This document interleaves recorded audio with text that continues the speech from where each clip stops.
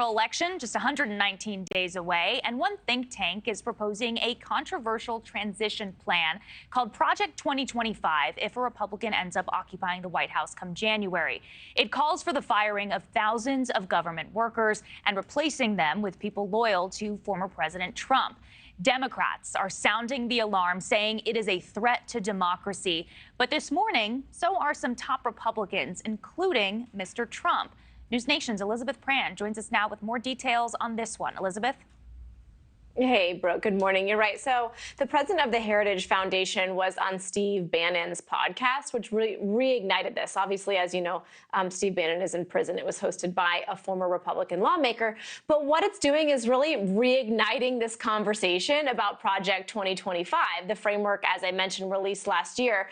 But now we're on the heels of a debate. We're looking forward to the convention next week. So we're talking about what would a Trump presidency look like. However, the former president, President Donald Trump, distancing himself from Project 2025. We saw him on Truth Social, and he wrote in part, "I know nothing about Project 2025. I have no idea who is behind it. I disagree with some of the things they're saying." And he added that some of their assertions were absolutely ridiculous and abysmal. Keep in mind, a lot of the co-authors of this piece did work for the president during his presidency. So we're also hearing from Marco Rubio. He's considered to be on the short list of vice presidential picks. He was on the Sunday talk shows and really just saying that the Heritage Foundation is nothing more than a think tank. He said it is not a campaign and it is not a candidate. Here he is with Dana Bash. Think tanks do think tank stuff. They come up with ideas, they say things, but our candidate for president is Donald Trump. And Donald Trump is running on restoring common sense, working class values, and making our decisions on the basis of that, not on ideological lunacy.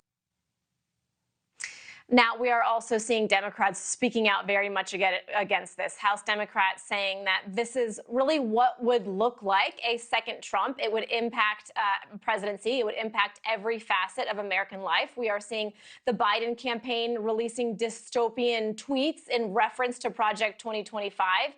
Here are some lawmakers on the Hill.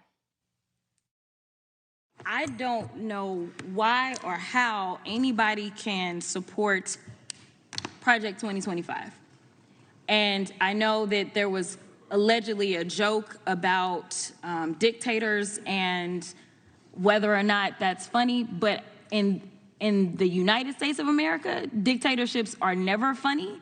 And Project 2025 is giving the playbook for authoritarianism as well as the next dictator to come in. Quickly, Brooke, what is Project 2025? If you're wondering at home, it has multiple pillars. It has policy and agenda and a database for hiring.